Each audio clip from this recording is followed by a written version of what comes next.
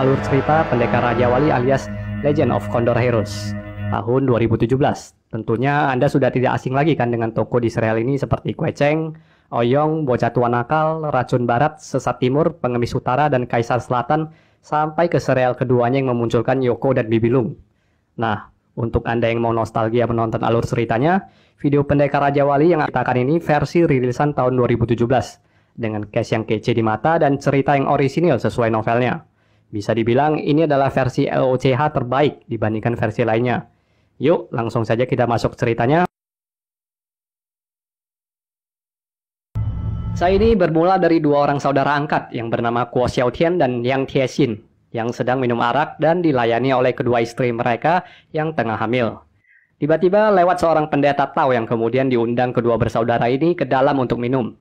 Si pendeta dan kedua bersaudara ini saling mencurigai satu sama lain ada niatan buruk. Singkat cerita, mereka pun bertarung. Setelah bertukar beberapa jurus, mereka memperkenalkan diri dan ternyata pendeta Tao mengenal jurus tombak keluarga Yang Tiesin yang berasal dari keluarga baik-baik. Mereka pun masuk ke dalam dan pendeta Tao ini adalah Chiu Chuji dari Sekte Chuanzhen. Ia menceritakan kehadirannya di desa ini karena dikejar prajurit Qin setelah membunuh salah seorang pengkhianat. Dan kedua bersaudara ini mengundang pendeta Chiu untuk menginap beberapa hari di rumah mereka. Lalu di saat makan malam, kedua bersaudara ini meminta menamai anak mereka yang belum lahir. Dan Chiu Chuji pun mengeluarkan dua buah belati, lalu mengukirkan nama kedua anak ini sebagai hadiah. Anak Kuo Xiaotian diberikan nama Kuo Qing alias Quecheng, dan anak Yang Tiesin diberikan nama Yang Kang, yang kelak akan menjadi ayahnya Yoko. Dan istri mereka pun menukar belati ini agar kedua anak ini bisa dijadikan saudara bila berjenis kelamin sama, dan dijodohkan sebagai pasangan bila berbeda kelamin. Tidak lama setelah itu, istri Yang Tiesin yang bernama Shiro menemukan seorang prajurit terluka karena bersembunyi di tempat persembunyian kayu rumah mereka. Merasa tidak tega, Shiro menolong prajurit ini yang ternyata dia adalah pangeran ke-6 dari kerajaan Qin yang bernama Wan Yan Hongli. Maksud baik dari Shiro ini membuat Wan Yan Hongli jatuh cinta kepadanya. Alhasil setelah 3 bulan berlalu, Wan Yan Hongli memerintahkan Tuan Tiente untuk menangkap Yang Tiesin dan Kuo Xiaotian. Akhirnya pertarungan pun terjadi. Terkepung oleh banyak prajurit, Kuo Xiaotian pun mati setelah berusaha menutup jalan agar Yang Tiesin bisa kabur. Setelah itu, Yang Tiesin pergi menyelamatkan dua wanita tak berdaya yang ditangkap prajurit. Setelah menolong istrinya, Yang Tiesin mengejar Li Ping, istri dari Kuo Xiaotian yang ditangkap juga. Tapi naas, Yang Tiesin tertembak beberapa panah dan ditendang Tuan Tiente ke dalam jurang. Li Ping tertangkap, Shiro juga tertangkap. Tidak lama setelah itu, Wan Yan Hongli muncul menyelamatkan Shiro bak layaknya seorang pahlawan, padahal dialah yang memerintahkan aksi tersebut. Sementara itu, pendeta Chiu menemukan mayat Kuo Xiaotian yang digantung di desa, lalu bersumpah untuk membalaskan dendam mereka dan mencari Tuan Tiente. Tuan Tiente yang ketakutan diburu ini lalu mencari pelindungan ke Biksu Xiaomu. Ia menyusupkan Li Ping dengan dandanan prajurit untuk bersembunyi di biara Biksu Xiaomu. Dan Chiu Chuji muncul dan mengacak-ngacak biara Biksu Xiaomu agar menyerahkan Tuan Tiente. Biksu Xiaomu pun meminta pendeta Chiu untuk memberikan waktu dan menemuinya kembali 3 hari kemudian. Pendeta Chiu setuju dan membawa pergi Guci, hiau raksasa biara itu sebagai jaminan. Sementara itu, Shiro baru menyadari prajurit yang dia selamatkan dulu dan kini telah menyelamatkannya kembali adalah pangeran kerajaan Qin. Didorong rasa perselisihan antara bangsa Song dan Qin, Shiro mengeluarkan pedang untuk membunuh Wang Yan Hongli yang sedang tidur. Tapi Shiro akhirnya termakan trik Wang Yan Hongli dan mengurungkan niatnya, lalu berusaha untuk bunuh diri saja. Tapi dia dicegah dan dibujuk untuk tidak mati karena ada anaknya di dalam kandungan. Dan episode 1 pun berakhir. Lanjut ke episode 2, pendeta Chiu menemui Biksu Xiaomu di kedai arak yang ternyata sudah memanggil bala bantuan 7 pendekar aneh Jiangnan untuk menghadapinya. Satu persatu pendekar Jiangnan ini muncul sambil memperagakan ilmunya meminum arak dari guci emas raksasa. Dimulai dari kakak tertua mereka yang buta ke Chen E, lalu datang pelajar si tangan cepat, dan disusul 5 saudara mereka yang lainnya.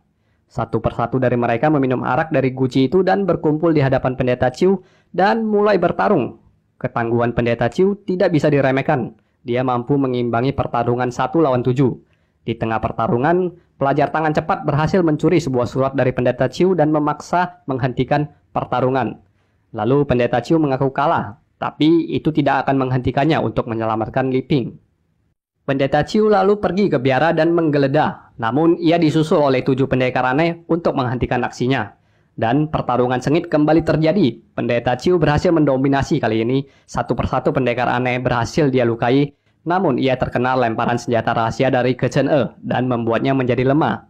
Tapi pertarungan tetap dilanjutkan dan Biksu Xiao Mu juga terluka oleh tusukan pedang pendeta Chiu setelah itu. Dan semua orang dalam kondisi yang cukup sekarat. Di saat itu juga, Tuan Tiente keluar dari persembunyiannya dan ingin membunuh pendeta Chiu. Tapi Li Ping berhasil mendorong Tuan Tiente dan membuat topinya lepas. Dan semua melihat kalau memang benar Tuan Tiente menculik wanita dan telah membohongi Biksu Xiao Mu. Biksu Xiao Mu pun marah karena ia diperdaya dan ingin menghajar Tuan Tiente, tapi malah dibunuh. Setelah itu, salah seorang pendekar aneh berhasil lolos dari perangkap lonceng. Melihat hal itu, Tuan Tiente langsung kabur membawa Li Ping. Setelah itu, ketujuh pendekar aneh dan pendeta Chiu memulihkan diri setelah diberikan racun penawar. Mereka menyayangkan kematian Biksu Xiao Mu yang diperdaya dan kesalahpahaman yang terjadi di antara mereka. Namun, tujuh pendekar merasa tidak puas dengan pertarungan salah paham ini. Mereka mengajak pendeta Chiu untuk bertarung lagi di tahun depan untuk melihat siapa yang lebih baik. Tapi pendeta Chiu mengusulkan ide yang lebih baik.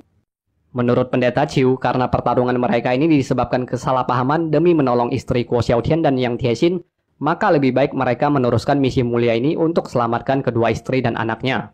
Pendeta Chiu akan mencari istri Yang Tiesin dan kemudian melatih Yang Kang.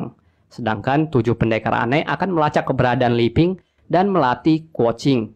Kedua anak ini yang akan mewakili pertarungan mereka 18 tahun lagi. Mendengar hal ini, tujuh pendekar aneh pun setuju. Di tempat lainnya, Li Ping dijual ke perbudakan. Dan dalam perjalanan, kawanan pengawal budak ini dirampok. Dan Li Ping berhasil kabur. Dan dalam momen itu, ia melahirkan Guo Qing alias Kue Cheng.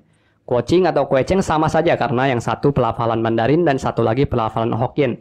Di sini admin akan panggil Kue Cheng ini dengan nama Kuo Qing aja ya. Kedepannya biar sinkron dengan nama toko lainnya yang dipanggil dalam pelafalan Mandarin juga.